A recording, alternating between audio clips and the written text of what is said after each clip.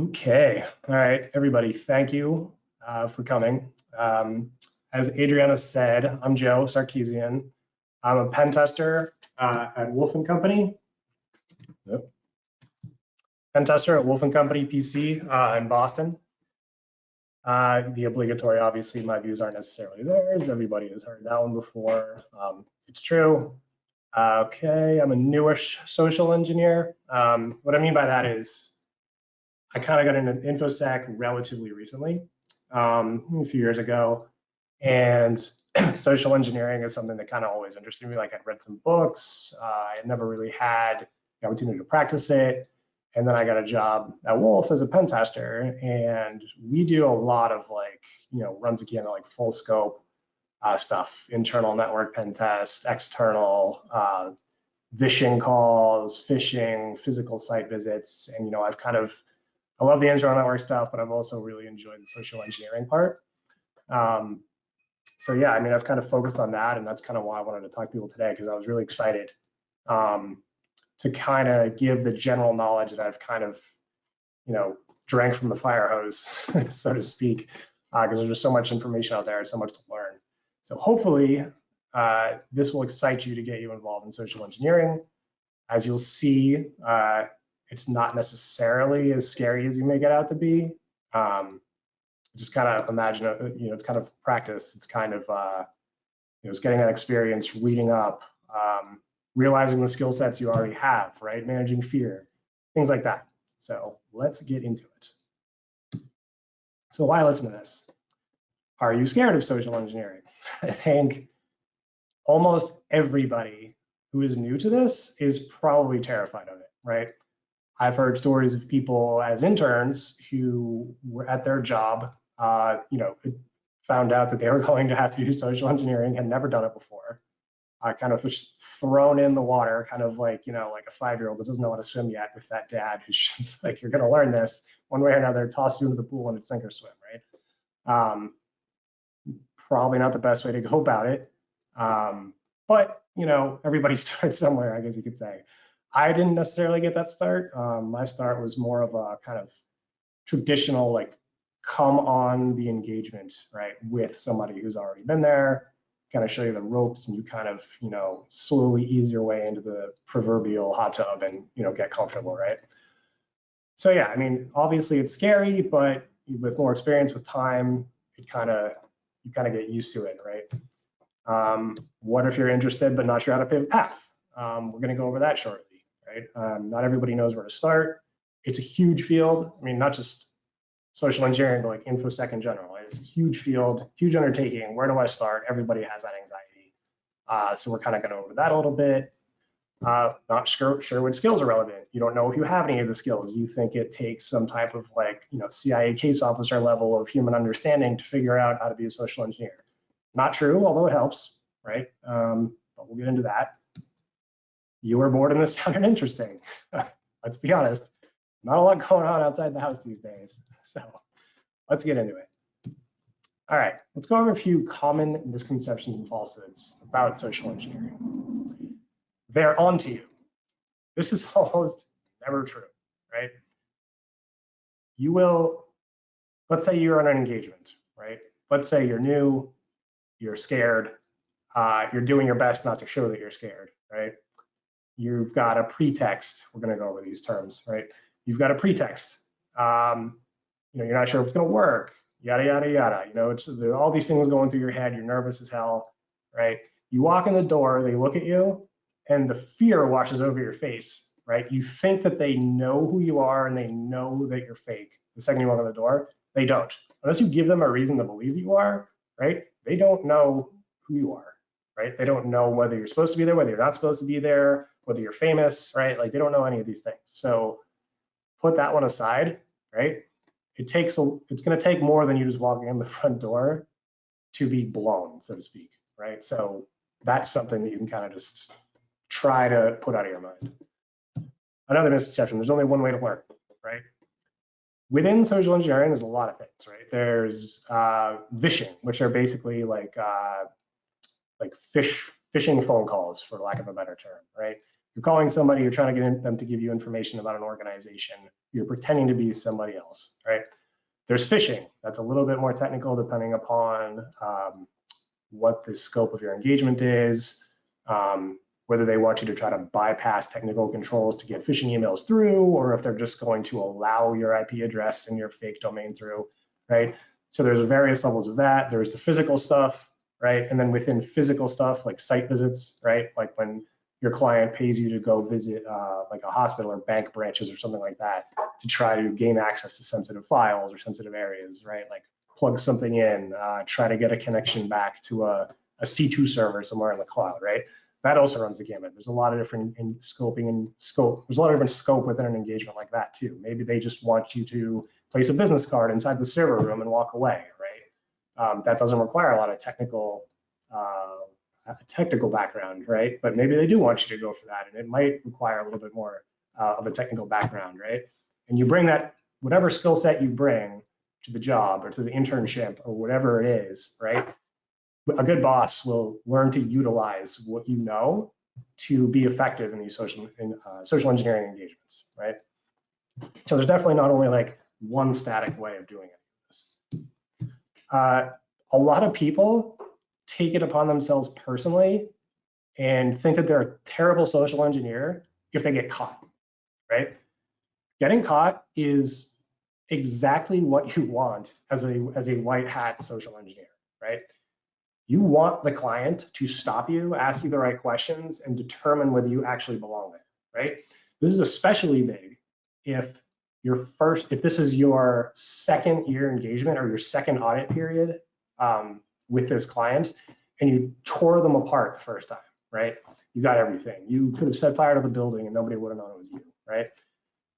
If you come back the second year, right, and you get caught, and you can see that trajectory of what your recommendations were in that report, and then you see people using those recommendations to figure out that you're not supposed to be there, and they call you on it, that should make you proud, right? Because you're doing exactly what you should be doing. They're not paying you to come in and make them look stupid. They're paying you to come in and help them fill in holes in their physical security, or their spam filters, their mimekasts, like all that stuff, right? There are, their security holes that might be in like their call system, right? Like, are they asking the right questions when you call up to verify that you are who you say you are? Are they asking you for birthday, last four social, whatever they're asking you, right? You're there to help them get better at doing that and doing it well. Kind of went over this a little bit, but a lot of people think like, oh, I need to be like, Elliot Alderson, right, in order to be a social engineer. Not really, honestly. I mean, does it help? Yes, and it's going to give you more room to operate on these engagements, right? Like if you end up on a red team, right, you could be the person that is just the person that gets the device that they want to plant inside a network inside the building and plugged into a wall, and then you leave, right? It's going to help if you understand how the device works, right? So that when you plug it in, if there's something wrong with it, right, your contact outside who's checking for a connection can say, oh, that didn't work. And you might know, okay, well, that might be because this port is blocked. I'll try this one. Or I'll plug this in the back of a VoIP phone because I can bypass network access controls that way. I know I'm getting a little technical there, I apologize. But it helps to have a technical understanding, even in social engineering, but it is not necessarily important to get started, right? And this one, right? So people think, oh, this giant organization, right? They're terrifying, like they have a ton of people, there's security everywhere. It's going to be, like really, really hard to penetrate this place. In my personal opinion, I think that is completely ridiculous because the bigger the building, the more people, the more entryways, exit points, people you can follow to the Starbucks across the street and scan a badge, the less attention people are going to pay to you in general, right? If you have to go to and like pen tests, or you have a social engineering engagement with a giant bank, right? One of their op centers, right? 15,000, 20,000 square foot facility in, downtown Dallas or something like that. Or you have one bank branch in like northern New York, and they want you to try to, get access to the server room. I'd much rather go to the bigger place because there's going to be many more options for me to gain access than just having to walk essentially in the front door of one small bank branch and praying to God they believe in my pretext, right? Okay, so all that aside, and I apologize, my cat's a little crazy. All that aside, getting started, right? So many of you, you're just getting started in the field. You might be, curious about it.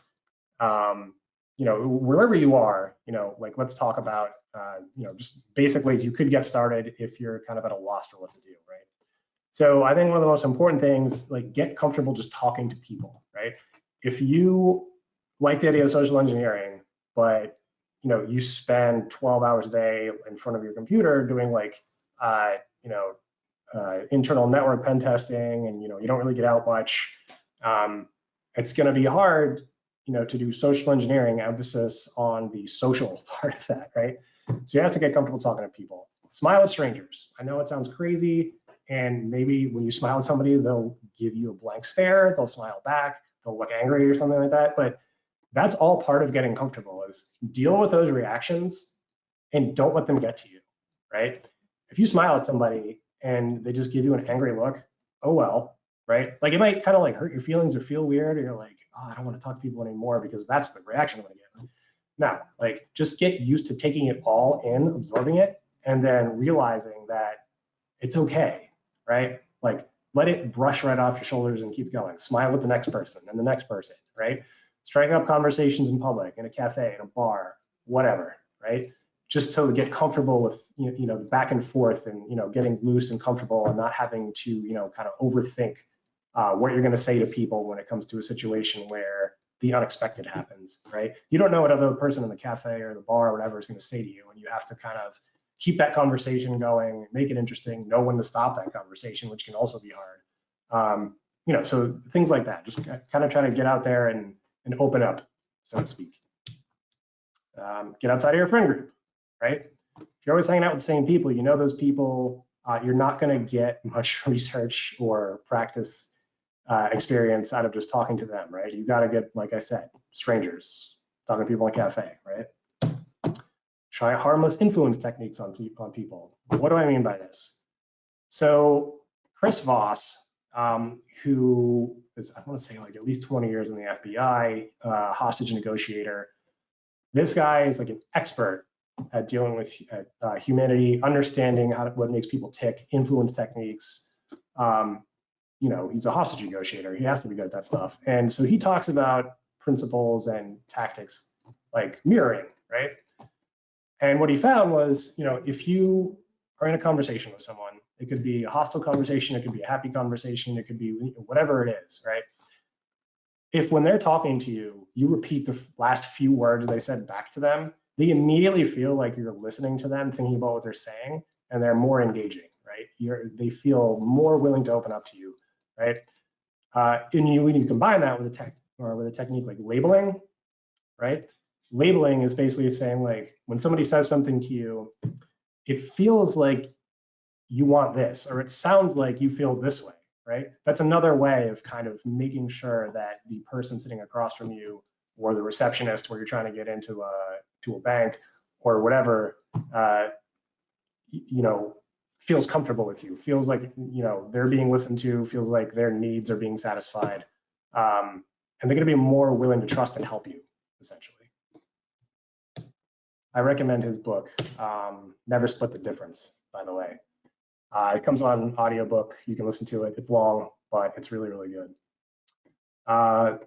Also, books, podcasts, Twitter. I have a few references to some of that stuff later on in the presentation.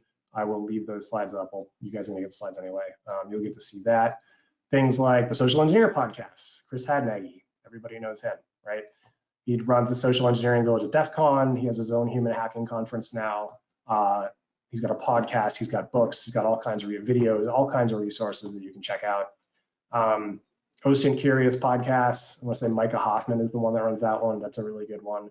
That kind of runs a gamut between like open source intelligence gathering and social engineering combined. The Layer 8 podcast, which is done by the Layer 8 conference, which I highly, highly recommend you attend. It's virtual this year, pretty cheap. A lot of cool people show up to that. What else we got? Yeah, internships, right? You're never too old. I did an internship when I was like in my late 20s, mid to late 20s. You know, it's a good way to get your foot in the door. It's a good way to get started, meet people, see if it's for you. I don't recommend trying to, you know, knock on the door of like a Black Hills or a Rapid7 or something like that and be like, hey, I'm new. Can I be a social engineer, right? Usually not the way it works or the way they pick people up. You want to start smaller. You want to gain some knowledge. You want to show that you know what you're talking about. You have the lingo down. You understand, you know, things about the field before you decide to just jump right in and think you deserve a job that pays you $75K or whatever a year, right? Yeah, I mean, once you have some practice, once you've read, you know, once you practice what I said, right? Like smile at strangers, the conversations, get outside your friend group, harmless influence techniques. Once you've listened to the podcasts, read the books, maybe played with some physical bypass equipment like door shims or lock picks or something like that, right? Well, write about your experience. Write about it on, you know, a LinkedIn, right? On a personal blog that you have. Twitter, right? Share other people's cool work on Twitter that's to social engineering. You know, make comments, retweet things, post your own things that you've learned, right? And slowly you'll start to realize like, who should I follow? And then you might get some of your own followers, and it kind of builds from there. It builds out a resume, right? So when you're finally trying to get that internship or that job after you've had the internship or something like that, you know, you have the background that people can check out and be like, okay, this person's serious. You know, he wants to get into this and he's passionate. He or she is passionate. So what if you already have a job in InfoSec, but not in SE necessarily? Oops. Not in SE necessarily. Does your company have a social engineering team, right? Does your InfoSec, like maybe you're on the internal network pen test team, right? But there's an SE team. You know, can you help them, right? Can you help them do OSINT, right? If you're a technical person and you know how to search online, Google dorking, things like that, how to use Shodan, how to use you know, other technical tools, maybe you can help them with some open source intelligence for an engagement that they have coming up, right? And you start to build that rapport with that team. They see that you have a certain skill set. You know, you kind of like wedge in there the fact that you want to get into social engineering, right? This is kind of a way to get your foot in the door with that team, and then hopefully sooner or later they take you on. Can you help with logistics, right? Can you help them print badges, right? Fake badges. Can you help them you know, plan the engagement in other ways? Can you print out get out of jail free letters and draft them up? The fake get out of jail free letters, can you draft those up? Can you coordinate calls between points of contact before the engagement starts, right? Can you, all those things that you can do. Can you set up C2 servers for, you know, phishing websites or anything, right? So there's a lot of stuff you can do if you have some technical ability. Can you be a point of contact for a fake get out of jail free letter? And I should stop here and say a get out of jail free letter is basically, there's two kinds, right? There's fake, there's real. The fake one, which is what I'm talking about here, is one that comes on what appears to be your client's letterhead, right? The company you're working with, their letterhead. It appears to be from somebody high up in the company that works there, and it basically says, you know, if you've been blown, right? If you're on the engagement and you think you've been blown, this is the last trick you have up your sleeve. You pull this thing out and you say, look, I don't know what this says, but I was told to give it to you. They open it up. It says, you know, congratulations, employee of this company, you know, from this guy who's supposedly a higher up. You've done exactly what you wanted to. Good job, pat on the back, yada, yada, yada. You caught them. But they are doing a security assessment, so we need you to take them wherever they ask to go next, right? Compared to the real get out of jail free letter, which is like when the cops show up, or when you really know that you're blown, then you pull out the real one that has actual signatures of real people that work there, their real phone numbers, right? So the point that I'm trying to make is maybe you can be the point of contact for that fake get out of jail free letter. You pretend to be that person that supposedly works at the client that gets called in the fake get out of jail free letter scenario. All right. Yep. And yeah, I mean, can you just take somebody from the social engineering team out to lunch, out to coffee, and just pick their brain? How did they get into the field? What did they do to get there? What do they know? What resources do they use? Are there hangouts they go to that you can tag along on? Tell them your interests and your passions about it and what you want to get into. What skills you might bring to the table. You never know. They might go back to their boss and be like, hey, so and so, Ashley, she's really interested in this. I think she might be a good addition to the team. Let's try her out. Let's give her a few tasks. Let's see how she does. Right? You never know. So what if your company doesn't have a social engineering team, right? What if you work in InfoSec already and they don't have one? That's not something that you do.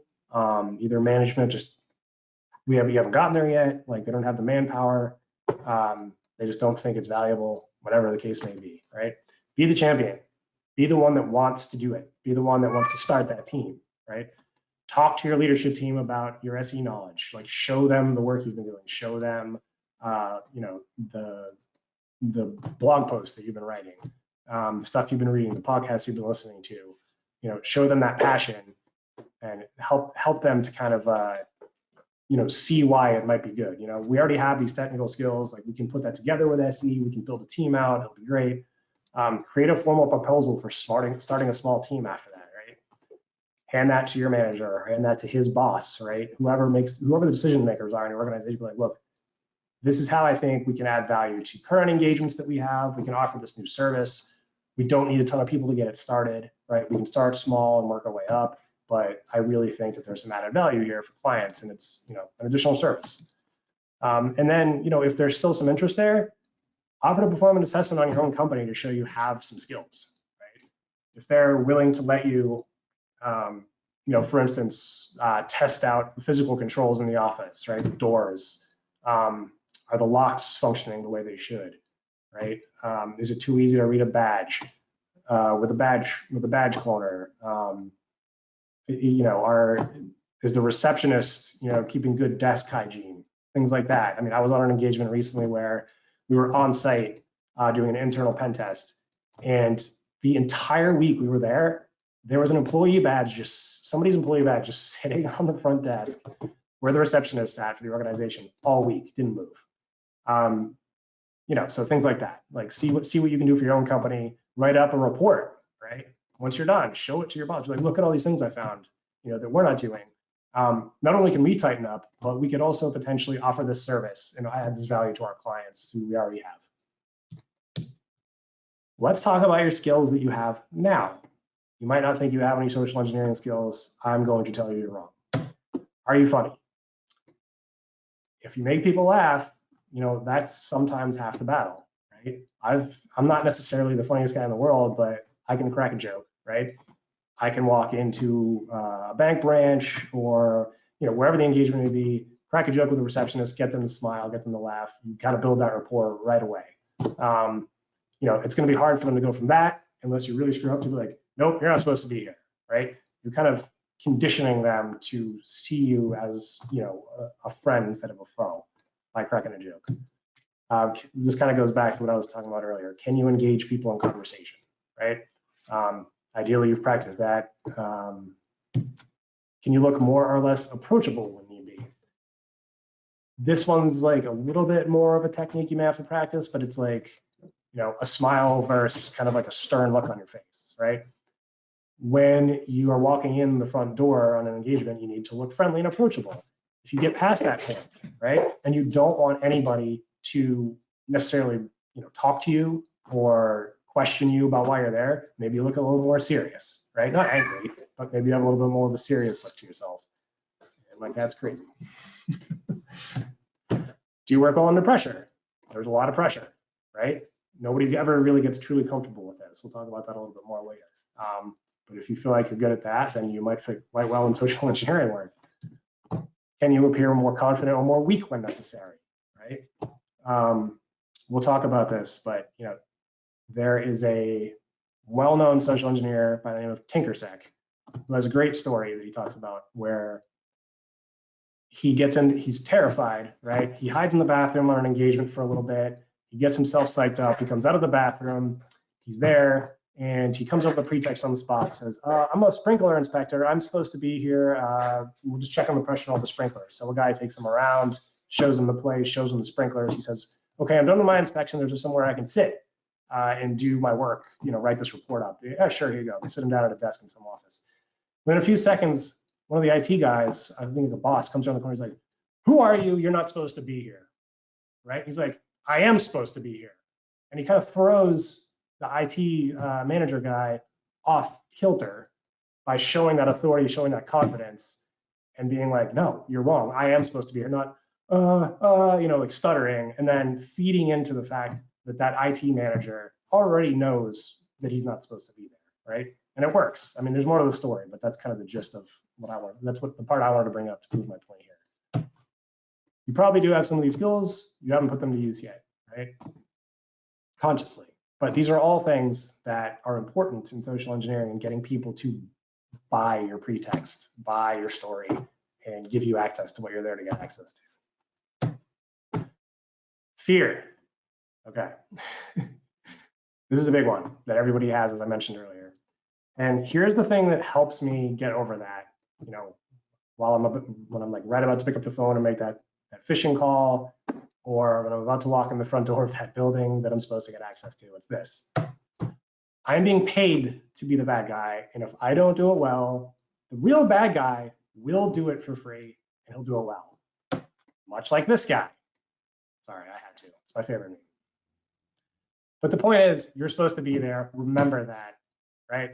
And that helps me with my fear, right? It's like, I'm not actually trying to rob the bank. I'm not likely going to go to jail for 20 years if I get caught doing what I'm doing. So just take a breath and remember that. So unless you are a sociopath, you will never be fearless during this work, right? You might get a little bit more comfortable, right? But you're never going to be truly like, I got this, bro. I have nothing to worry about. Nothing can go wrong. Everything's fine, right? You're always gonna be a little bit nervous, but don't let it cripple you, right? If you get so worked up over it, if you overthink so much and you're just like terrified, right? You're gonna stutter, you're gonna fail, right? Because people are gonna just feel that oozing off of you, right? I know it's easier said than done, but there's some tactics here we can work with. Honestly, like I'll be totally honest, I hate phishing calls, right? This scares me for some strange reason more than physical site visits, right? I'd much rather be on site and try to get in physically than have to pick up a phone and just call somebody and fake to them, right? It's weird. I've also heard people say the same thing. I don't know what it is. Maybe it's just because I feel like I have, more of a tool set available to me if I'm there in person, right? As opposed to just my voice. Maybe that's part of it. Who knows? You can always hide in the bathroom. Honestly, like I've heard plenty of social engineers, some of the people who are way better at this than myself say, we get in the front door, the first stop we make from that point is the bathroom to kind of center ourselves, right? To just kind of chill, think through what we're doing there, calm down, right?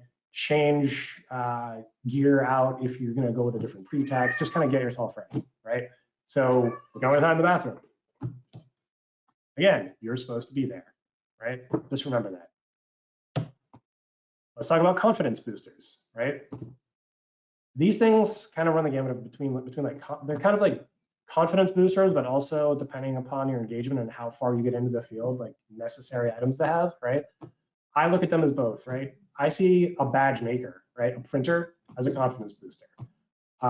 I bought, so essentially a used commercial, like for like a bank or, a hospital, whatever, ID printer. It takes like plastic cards and you can print out on like thermally, like anything you want on there. You can make up a logo, you can put anything you want on there, your picture, right? So now when somebody asks you for an ID, like if you do a little bit of OSINT, you can find out exactly what the ID looks like that for the organization you have to get into and make one, right? That's going to help you feel more confident when you walk up that door. You're not just riding on the fumes of, I'm supposed to be here. I'm here to go check this, that, or the other thing out. Please leave me alone and let me do that. Don't ask me any more questions, right? You have those additional layers of authenticity to you. Same thing with a badge cloner, right? Proxmarks, some of you may have heard of them. They're essentially these little devices that, you can kind of get really close to a card like a badge, like an HID badge that you scan on a door and clone it, right, and create another one. If you can just, do a little bit of active recon on a job. You follow somebody across the street from a building that works at your client into a Starbucks, you clone their badge, right? Then you take your badge printer, print what their badge looks like on top of that. You don't have to go to security. You can look like you own the place. You walk in, you scan your badge, you walk through the turnstile, you go to the floor, right? Very little to worry about in that scenario, unless they have some advanced techniques to, catch that badge swipe. If, for instance, the person who that badge belongs to already swiped in that morning. But from what I understand, that's very rare. So that's another confidence booster that I personally feel like is very important, right? Practicing with your bypass tools, right? Practicing lock picking. I mean, honestly, that's more of like a fun skill, I think, at this point. I mean, when you talk to, or listen to talks by a lot of well-known social engineers that work, for some of the big companies out there, they're using plastic shims to get to bypass doors. They're using under the door tools, which basically like goes under the door and hooks the latch from the other side to let you in. They're using stuff like that. They're not sitting there picking a lock. But regardless, whatever your tools are, practice with them at home, practice them with a friend's house if they let you, not right now. But practice, right? It's going to build up that confidence. Like, if you come to a locked door, you can be in there in 30 seconds because you know how to use your tool. Fake business cards, right? Somebody asks you for a business card when you're on site randomly. Yeah, I work for Verizon. Cool, can I see a business card? Ideally, you've made fake business cards and you can give them a Verizon business card, right? Another more layers of authenticity that prove you are who you say you are. You can go to I can't remember the name of the company now. I feel like I have my card somewhere, but you can basically print Vistaprint. You can go to Vistaprint and you can get 100 business cards made for like $10. It's super cheap and it adds that layer of authenticity. And honestly, heavy metal. Sometimes when I'm on the way to a physical site visit, I will just play, Metallica, whatever it is, gets me pumped, right? Gets me ready, gets me feeling, amped to go do this job. It could be, rap, whatever you're into. So let's get into planning and when not to plan, right? Fear leads to overthinking, which leads to overplanning, which leads to failure. At least in my humble opinion and my personal feelings about it, and my personal, I've overplanned before and I've not been able to think dynamically, and ultimately I've almost gotten caught. So let's imagine this following scenario.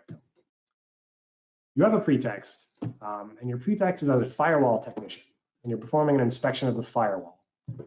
You have to get into the server room, right? That's where the firewall is. Sure, that's where you're going to tell the person when you show up. Prove you were there, and by leaving a card, right? You don't have to plug a device in. You have to do any of that. You've rehearsed everything, right? Because you're kind of nervous, right? You've rehearsed every possible line of questioning, all of your interactions that could happen, all the different people you might talk to with security guards, other employees, literally everybody. You have curated answers, in your head, you are ready to go, right?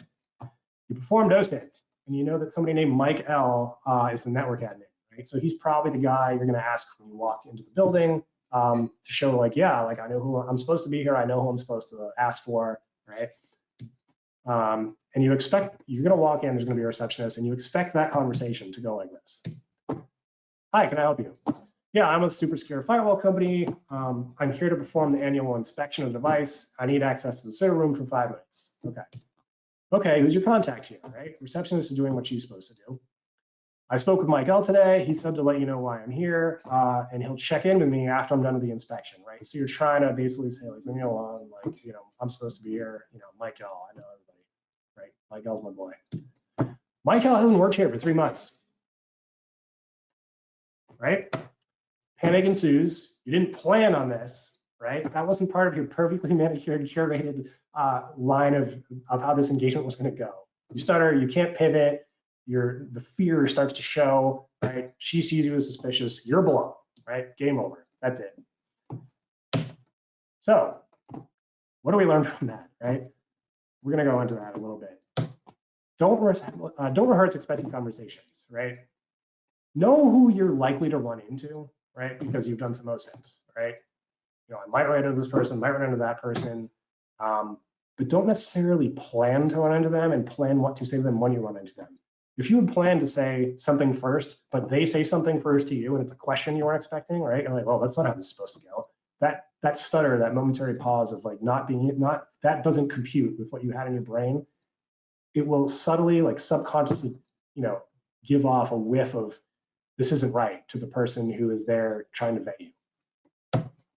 Don't plan your exact movements, right? Let's say you're headed in, you know, to a physical site visit somewhere. It's a big office building, right? Lots of doors.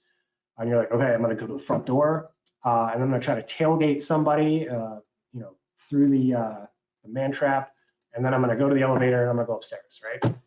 While you're thinking this through in your head and you're approaching the front door, 3 people just walk out a side door to have a smoke break. But you missed that because you were too focused on that front door and what you're going to do when you got to the front door and what you're going to do after you get to the front door, et cetera, et cetera, et cetera, right? You could easily, since you have your pack of cigarettes on you, which we'll get to in a second, gone over there, had a smoke break with those people that just walked out the door and then walked right through the door with them on the way back in. And you could have bypassed the man trap, all that other stuff. You're essentially in the second that door shuts behind you from the smoke break. Yeah, planning to go through the front door means you missed it when someone came up and said. Do not only bring gear for one pretext, right? So for instance, what happens when you're going to go in the door as a firewall technician? That's your pretext. You've planned on this. But then you get there and you notice that there's a lot of construction going on, right? Maybe it's an easier in to just pretend you're one of the construction guys and walk in through the loading dock and go up the freight elevator to the floor you need to get to, as opposed to going through the front door and having to interact with at least 1 or 2 layers of people and physical security controls in order to get where you need to go, right? Did you bring your vest, your clipboard, and your hard hat? Your high-vis vest, like the yellow one? You know, do you have boots in the back that might look like you're a construction worker and, you know, in your back seat? Or did you only plan for one contingency, right? So these are things to think about. Don't panic and do something out of scope, right? Ideally, you've had a very thorough scoping call with your client and you know exactly what you can do, what you can't do. There's signatures on paper that prove that everybody agrees with all of this, right? So if it's not in your scope for instance, interact with building management in order to get where you need to go, right? You're panicking because you see something when you walk in the front door of the building that scares you, right? You're like, oh, this isn't gonna work, this isn't gonna work. I'm gonna go over there and I'm gonna try getting in through that person. Well, if that person's out of scope, then you're essentially no longer serving the client very well, potentially doing something illegal. And if anything bad goes wrong, or if anything bad happens, you could be legally liable, right? If that escalates out of control. So you don't wanna overplan, but you don't wanna underplan, right? Okay, well, you do wanna plan. Passive and active recon, right? You wanna do that. You wanna know what the building looks like from the exterior. You wanna see, like I said, potential loading dock areas. Is there construction going on? How recent were those Google Maps shots taken, right? What else? Who works there that you might run into? What kind of badge reading systems do they have, right? Are they low or high frequency if you have a badge coder, right? That's a little more technical, but you know, you can kind of get your gear ready to deal with that if you want to code a badge or something, right? So you want to do all that kind of stuff. You want to actively communicate ideas with your points of contact for the job, meaning the people that work there that are going to be the people who know you're coming, right? You want to come up with all these ideas that you have. You want to make sure, like again, in the scoping call, that those people are cool with you trying those things, right? You don't want to get there and try to, you know, break into a door when you're not supposed to be doing that in the first place. Like it's out of scope to try to stick something into a door and open it. You want to settle on a pretext that actually fits your engagement, right? You don't want to go as a firewall technician to a client where they, you know, there's no firewall in sight. Right? That doesn't make any sense. You know, you want to have all your phishing campaigns, your call pretext, your physical equipment ready beforehand. You want to make sure that, you know, phishing a domain, the website, everything that you have looks legit, works, captures credentials, serves whatever file, malicious file you want to serve, right? You want to make sure that your call spoofing application on your phone works. It spoofs the number you're calling from to maybe make it look like you're calling from an internal number if you're doing vishing, which is fake phone calls. You want to make sure your Proxmark badge cloner works. You want to make sure your ID maker works, right? You want to be ready for all these things so you can do them quickly when you need to do them, right? You also want to, what I would call, you want to have answers for 3 types of questions, right? Like who, what, where. I don't mean, like I said, you should not be like planning these down to a T, right? And everything that's going to be asked of you, but you want to know essentially like, who are you there to see? Because you're going to get asked that question. Have a few names, right? That work there, right? If for some reason something goes weird, like with Michael, what are you there for, right? You want to be able to answer that question clearly. And where are you supposed to go once inside? It doesn't help if you have a client in a multi-floor building. You walk in, you get past security, and then you don't know what floor to go to when there's 37 floors, right? You need to know where you're going. That's part of OSINT. Be ready for that, right? And what I would say, what I would call preload your pretext in your brain. Right? What I mean by that is, you're going to be either the construction worker or the firewall tech or the pizza delivery guy, right? Or whoever you're going to be. Now, I don't mean you should plan every single gesture or thing you're going to say, but you should have it in your brain like, the firewall tech wouldn't say what the pizza guy would say, or the construction worker is going to have potentially like a different vocabulary, or not even vocabulary, but a different way of moving or a different way of talking, right? Than the pizza delivery guy or the firewall tech, right? So having your brain like, you kind of have to play a part, right? You don't just put on the costume and call it a day. You have to play a part as well that fits that, right? So have that mentally prepared. And have your get out of jail free letters ready. The real ones and the fake ones, right? Have those on you at all times, multiple copies just in case. Okay, what to bring? This is engagement dependent, right? Your get out of jail free letter, right? Your real one, that's essential, right? That's what keeps you from legal issues. That's what keeps you from getting hauled away by the cops, ideally, right? That's one of the most important parts of any engagement, any on-site engagement. Your fake get out of jail free letter, right? That's the fun one. Again, this could be in scope or out of scope. You have to talk about this with your points of contact. Cigarettes. So I said I was going to get to this. It's if there's a place where people have a smoke break, how best to fit in but offer them a cigarette, offer them a light, strike up conversation like you've been practicing, like we talked about earlier, right? Build rapport. High vis vest, right? Again, the construction worker thing. There's construction everywhere. If you live in a city or near one or do a lot of physical work in a city, you're going to run into this. There's going to be construction.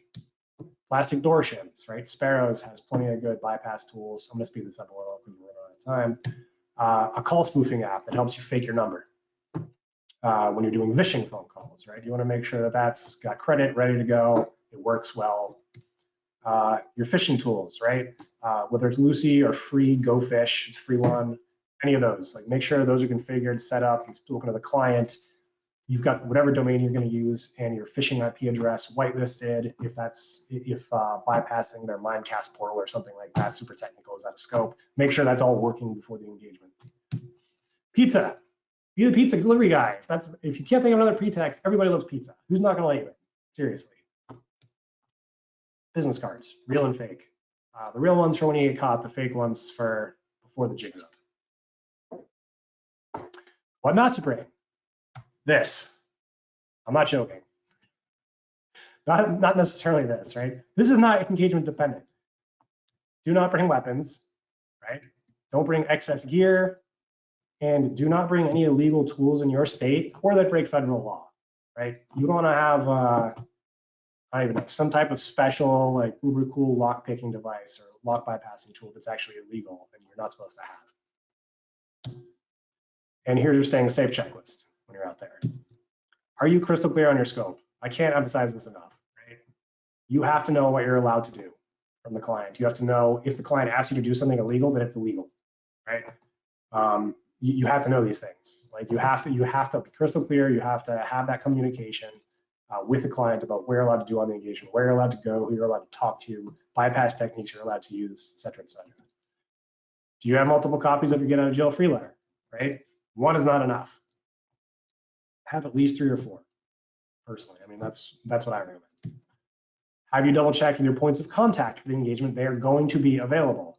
There are also plenty of talks from people who are better at me than social engineering, stories that they tell about they have 3 or 4 different points of contact for when they get caught on their get out of jail free letter that are supposed to be called, and none of them pick up the phone, okay? At the end of the day, there's not much you can do if you check, triple check, and then they don't pick up the phone.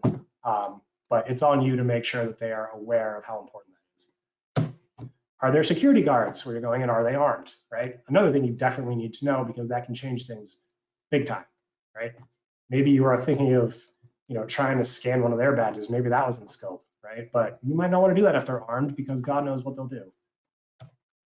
If the building is managed, does the building management know you're coming, right? They need to know, because if you get caught by building security, right, and they call the cops, if their managers don't know what's going on, then they don't care what kind of get out of jail free letter you present. Like, they don't believe you. They have no clue you're coming. There's nothing there, right? They have no reason to believe you, and they're likely to call the police. If you're blown, do not run. Going back to those cops, especially from them, right? Do not run from the cops. Explain yourself. Move slowly, right? No sudden movements, especially if the cops are there, or if security they have armed security guards, right? Just don't do it. Take out your get out of jail free letter. Ask if you can make a phone call. Ask nicely. Calm. Don't get angry, right? Be friendly. It's for your protection. Trust me. Okay, more learning. Conferences and events. Oops. Oh boy. Recon, Providence. It's unfortunately virtual this year. It's still going to be a great conference. I was there last year in person. It was awesome. I'll actually be speaking at this one, similar topic. Hope to see all of you there. The Human Hacking Conference, which is a new one by Chris Hadnagy. That's like a 2 or 3 day with training.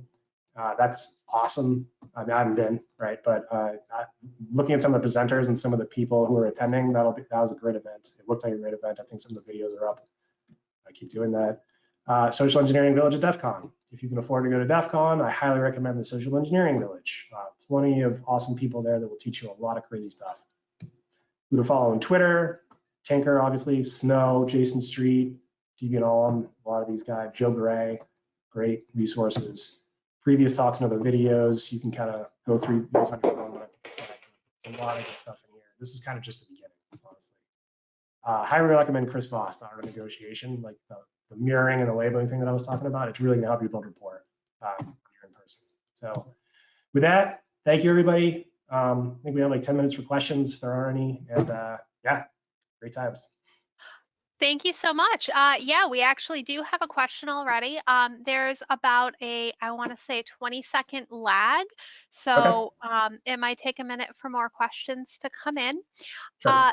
The first question that we have is, besides the skills mentioned, which tools or extra skills would you recommend to become a social engineer? So tools, I'm guessing they mean like physical tools, right? We'll start there. So I mentioned the Proxmark. I mentioned the some like door bypass tools, lock picks. I mean, they're more fun than they are, I think, necessarily all that useful these days, unless you find like an old safe or a weird padlock or something like that.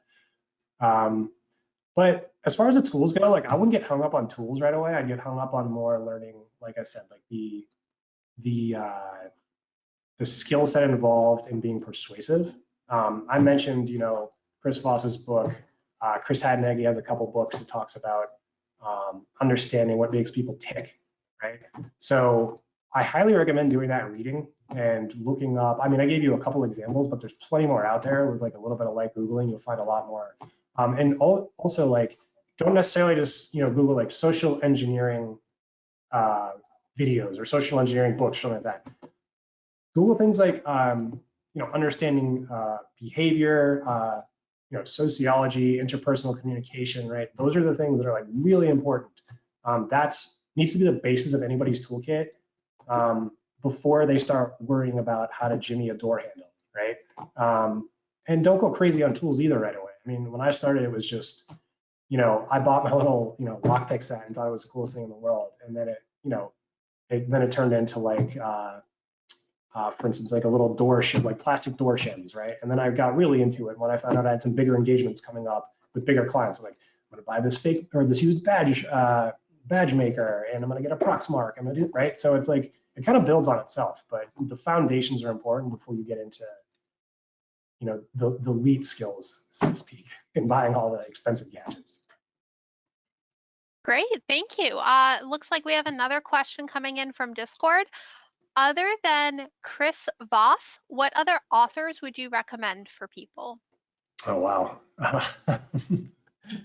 So I had really focused on, I mean, I read like all of his stuff. Robin Dreek is another one. I believe he was ex-FBI as well.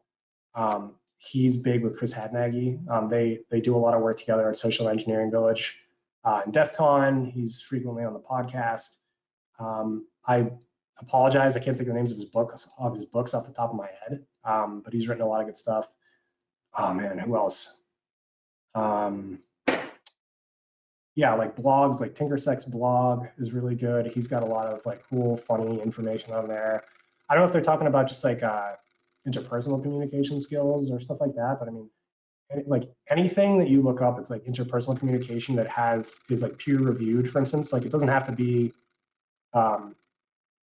uber technical and like, you know, this study where there's a bunch of stats in it, right? But like, you know, Psychology Today, even, you know, stuff like that, stuff where you can like digest, you know, peer-reviewed, legit information, you know, that's and research that's been done on the topic.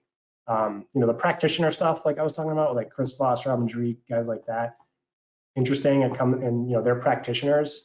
That's the other side of it. But understanding like the gamut of like the research and then how they put it together to be actionable when you're actually on a job, I think is really important to kind of understand how to do that.